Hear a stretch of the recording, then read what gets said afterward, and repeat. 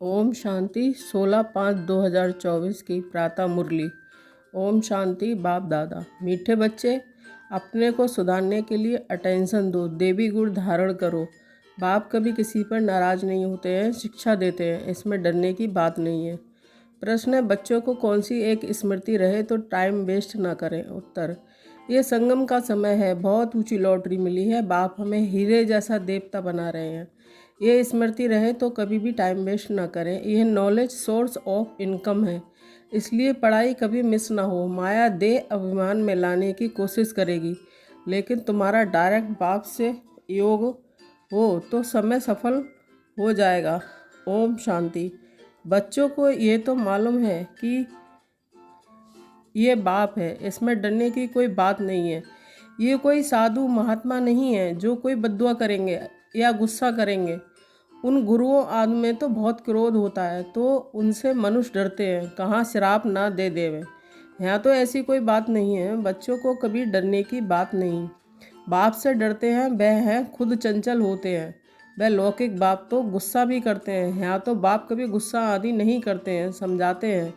अगर बाप को याद नहीं करेंगे तो विक्रम विनाश नहीं होंगे, अपना ही जन्म जन्मांतर के लिए नुकसान करेंगे। बाप तो समझानी देते हैं आगे के लिए सुधर जाए।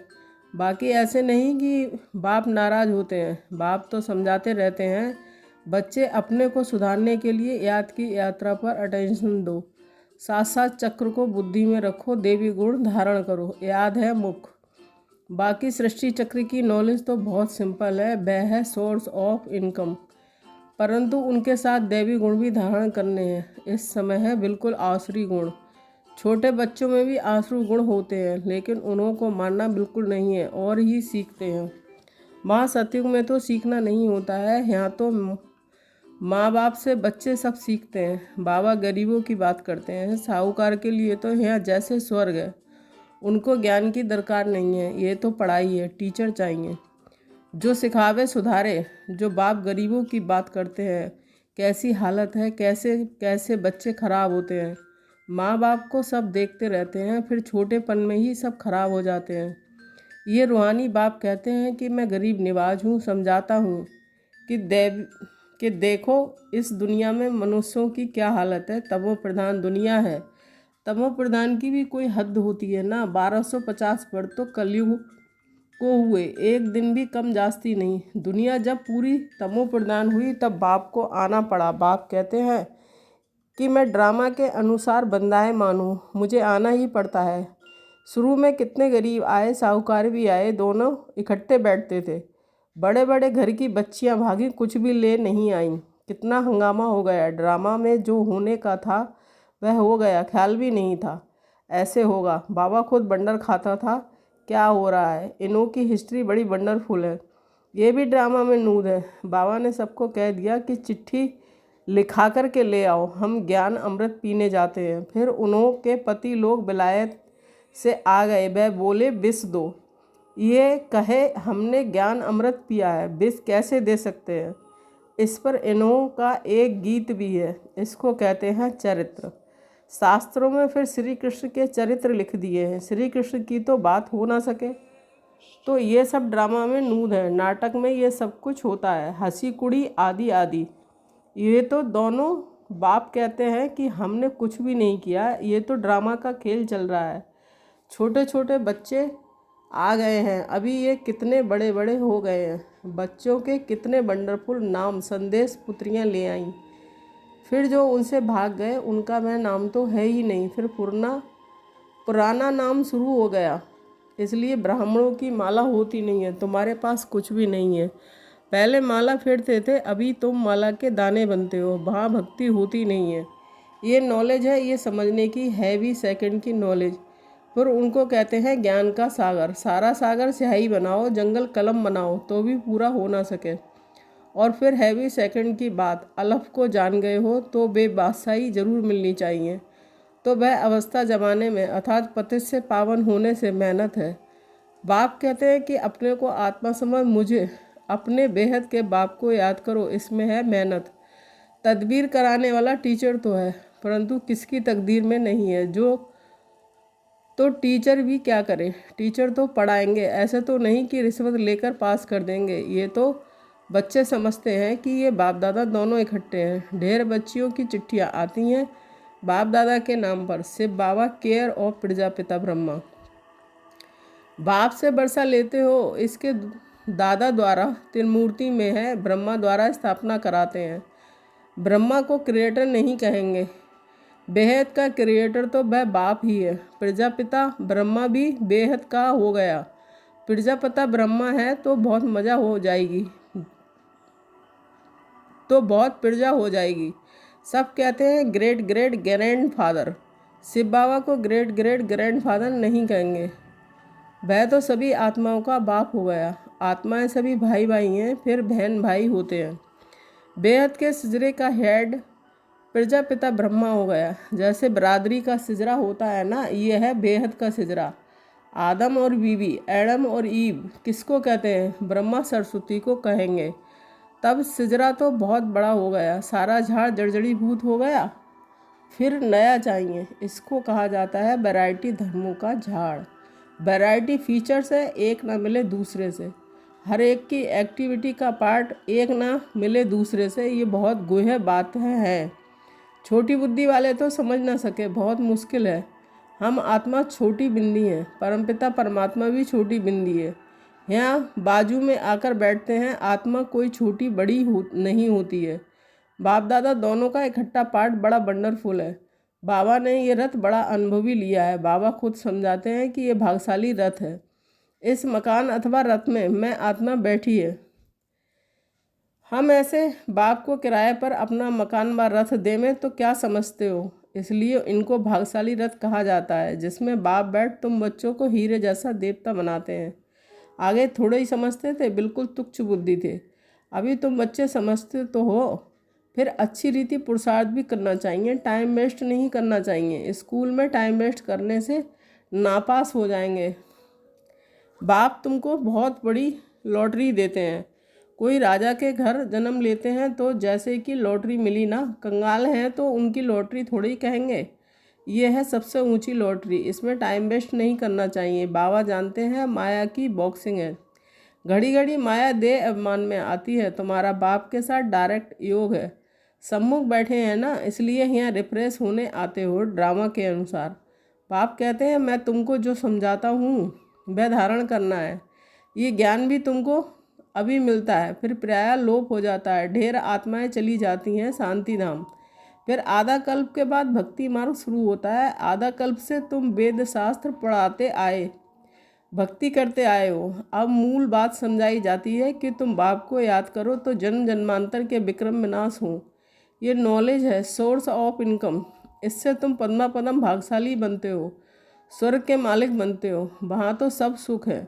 बाप याद दिलाते हैं तुमको स्वर्ग में कितने अपार सुख दिए हैं। तुम विश्व के मालिक थे, फिर सब गवा दिया। तुम रावण के गुलाम बन गए हो। राम और रावण का कितना ये वंडरफुल खेल है, ये फिर भी होगा। अनादि बना बनाया खेल है। स्वर्ग में तुम एवर हेल्दी वेल्दी रहते हो। यहाँ मनुष्य को हेल्दी बनाने के लिए कितना खर्चा करते हैं, वह भी एक जन्म के लिए। तुमको आधा कल्प एवर हेल्दी बनाने में क्या खर्चा होता है? एक नया पैसा भी नहीं। देवताएं एवर हेल्दी है ना, तुम यहाँ आए ही हो एवर हेल्दी बनने के लिए। एक बाप के बिगड़ सर्व को एवर हेल्दी और कोई बना ना सका। तुम अभी सर्वगुण संपन्न बन रहे हो, अभी तुम संगम पर हो। बाप तुमको नई दुनिया का मालिक बना रहे हैं। ड्रामा प्लान अनुसार जब तक ब्राह्मण ना बने तब तक देवता बन ना सके। जब तक पुरुषोत्तम संगम युग पर बाप से पुरुषोत्तम बनने ना आए तो देवता बन ना सके। अच्छा, आज बाबा ने रूहानी ड्रिल भी सिखाई, नॉलेज भी सुनाई, बच्चों को सावधान भी किया।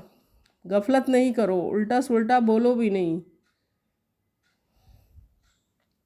शांति में रहो और बाप को याद करो। मीठे मीठे सिकील दे बच्चों के प्रति माता पिता बाप दादा का याद प्यार और गुड मॉर्निंग।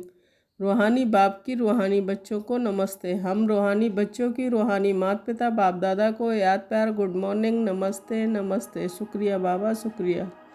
धारणा के लिए मुख्य सार 1 पॉइंट। विक्रम विनाश कर स्वयं को सुधारने के लिए याद की यात्रा पर पूरा अटेंशन देना है। दैवी गुण धारण करने हैं। देवता बनने के लिए संगम पर पुरुषोत्तम बनने का पुरुषार्थ करना है, गफलत में अपना टाइम वेस्ट नहीं करना है। वरदान, ज्ञान के श्रेष्ठ खजानों को महादानी बन, दान करने वाले मास्टर ज्ञान सागर भव।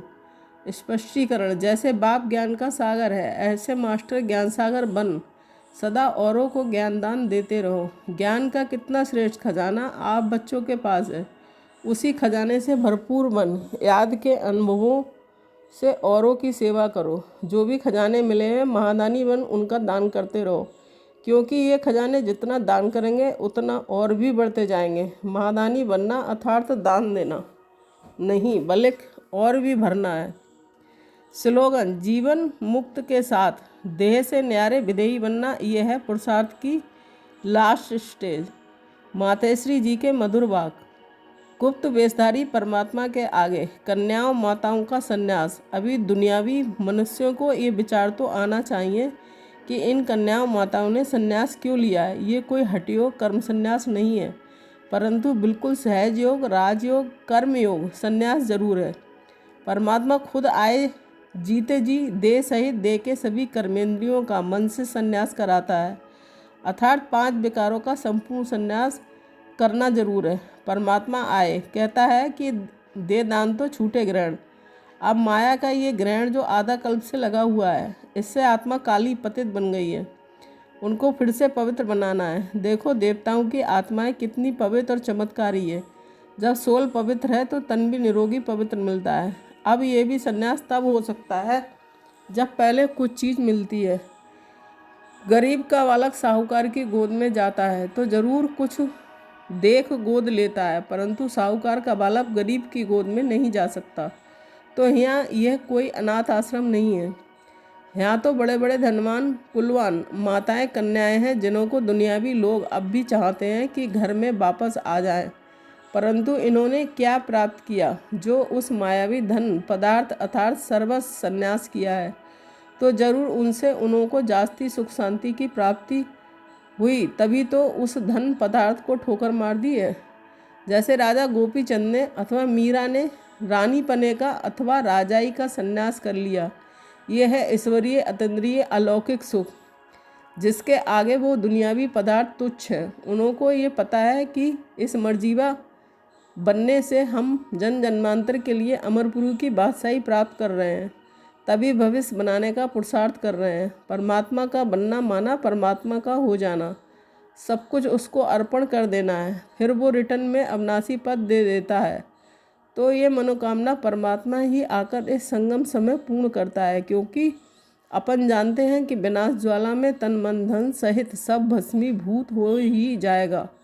तो क्यों न परमात्मा अर्थ सफल करें। अब ये राज भी समझना है कि जब सब विनाश होना है तो हम भी लेकर क्या करें।